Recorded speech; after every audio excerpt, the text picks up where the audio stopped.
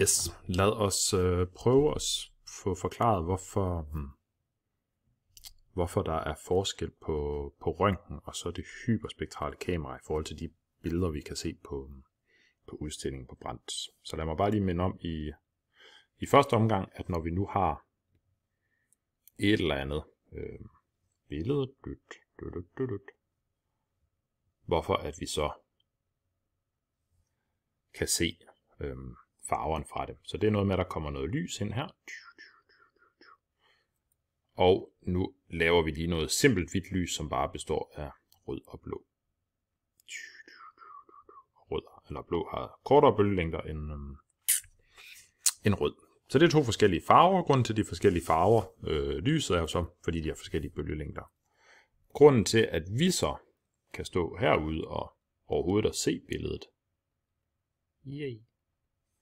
det er jo fordi, at se de forskellige farver, jamen det er jo fordi, at de pigmenter, som billedet består af, at de reflekterer nogle farver, og de absorberer nogle farver sådan i udgangspunktet. Så hvis vi nu siger, at den her figur han var blå, jamen så de røde farver, de bliver absorberet, og jamen de blå farver, de bliver så reflekteret ud, og så kan vi se det lys.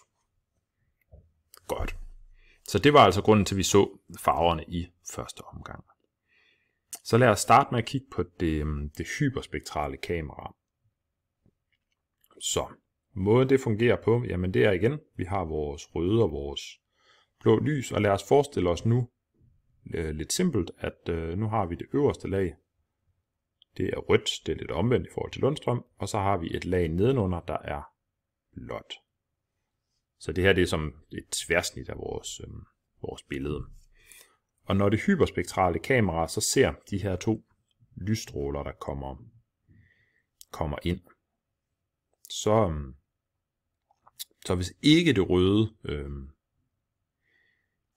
røde lag absorberer det blå lys, jamen, og det ikke reflekterer dem, så vil det egentlig bare passere direkte igennem, og så ned til vores blå lag, der så kan reflektere det. Mens det røde lag jo, jamen det ved vi fra tidligere, det kommer ind og bliver reflekteret af det røde. Okay, så nu har vi ligesom to stråler, der kommer ud. Så normalvis med vores øjne, så vil vi så se et samlet billede af de her to, så både den røde og den blå i et eller andet samspil. Og hvis ellers den røde var kraftigst, at det var der kom mest lys fra, jamen, så vil vi bare se den røde. For det hyperspektrale kamera, der gælder, at den i første omgang, så tager den sine røde briller på, eller sine røde øjne på, eller sit røde filter på, alt efter hvordan man vil sige det. Så nu kigger den kun meget specifikt på nogle få bølgelængder, eller nogle få farver, der ligger rundt omkring det røde. Så selvom der også kommer blåt lys ud, så er det eneste, den i første omgang ser, det er det røde lys. Okay, så tager den så sine grønne briller på, for eksempel, ser, okay, jamen, hvor meget grønt lys ser jeg fra det her. Der ser den 0. Så vil den sige, at der var ikke noget i det grønne område. Og så på et tidspunkt senere hen, tager den sine blå øjne på, eller sit blå filter på, og så kigger den, jamen, hvor meget blåt lys kommer der ud. Og der ser den jo netop det lag, der var nedenunder vores røde, og fordi den netop ikke bliver, når den nu kun kigger med det blå, ikke bliver forstyrret af alt det røde lys, som vores egne gør, så ser den faktisk kun det blå lys, og dermed det lag, der ligger nedenunder. Okay, så det var sådan meget simplificeret, hvordan det hyperspektrale kamera fungerer. I praksis så kigger den jo i nogle farver, der ligger, hvis man nu har sådan et helt spektrum af farver her med blåt i den ene ende og rødt i den anden ende, så kigger den jo faktisk helt herude i noget, vi kalder det infrarøde spektrum, hvor de her farvepigmenter, de ikke absorberer lyset, og derfor kan det jo så, som jeg også forsøgte at illustrere her, jamen hvis ikke det absorberer, og hvis ikke det reflekterer, jamen så passerer lyset egentlig bare igennem lagene. Så hvis ikke der enten sker absorption, eller de bliver reflekteret, jamen så passerer lyset simpelthen bare igennem. I virkeligheden fungerer det lidt ligesom en rude for os. Vi kan også se ting, der er på den anden side af ruden, selvom der er en ret fysisk ting, der ligesom står i vejen. Og det er fordi ruden hverken reflekterer lyset, ikke særlig meget, en lille smule, eller absorberer det, men simpelthen bare lader det passere igennem. Og på samme måde så de her bestemte bånd, som vi kalder dem for det hyperspektrale kamera, altså de her bestemte farver af øjnene, jamen de ser så kun i et bestemt bånd, hvor pigmenterne, hvor farven vil lade nogle typer lys passere igennem. Okay, så det var det hyperspektrale kamera, og lige lidt om farver generelt. Hvis vi så snakker om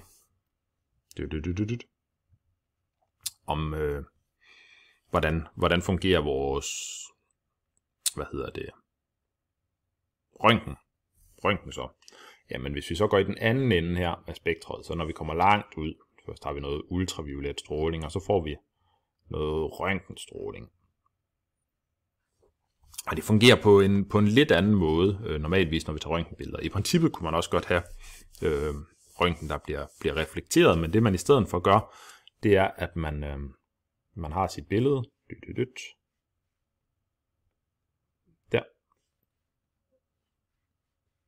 og så sender man noget røntgenstråling ind på. Og det er stadig, altså nu siger jeg røntgenstråling, men i princippet er der ikke noget, der har ændret sig radikalt i forhold til, hvad det er, vi snakker om. Det er stadigvæk lys, en bestemt type af lys. Det er bare lidt specielt, fordi lige nu, der har vores røntgenstråling, det har utrolig meget energi i forhold til det øvrige lys, vi ligesom har kigget på. Så det har nogle meget korte bølgelængder. Men for os at se, så er det stadig egentlig bare en type lys. Det er bare en anden type lys, som vores øjne ikke kan se.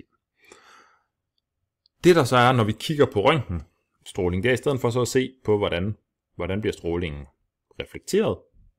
Så kigger vi på, så sætter vi vi kunne kalde det en røntgenmåler. Det er sådan en eller anden følsom plade om på bagsiden, som så måler, jamen hvor meget røntgenstråling passerer der igennem de forskellige steder. Og hvis der så passerer meget stråling igennem, jamen så bliver det sort, og der hvor at nu har jeg en hvid. Kan være jeg har det. Jo. Og der hvor der så ikke passerer så meget stråling igennem, der får vi sådan en hvid aftegning. Og det kender man jo lidt fra røntgenbilleder. Dybest set så handler det jo egentlig bare om, at der hvor der er kommet meget stråling igennem, jamen det registrerer vi så som meget stråling, og der hvor der er kommet lidt mindre stråling igennem, registrerer vi så som lidt stråling, og tidligere havde man det så, at de plader man brugte, de blev bare hvide. Og hvad kan man sige? Grunden til, at røntgen er smart, jamen det er jo så netop, fordi vi kan se forskellige stoffer lade forskellige mængder af røntgenstråling trænge igennem. Ulempen er her, det er, at rigtig meget af sådan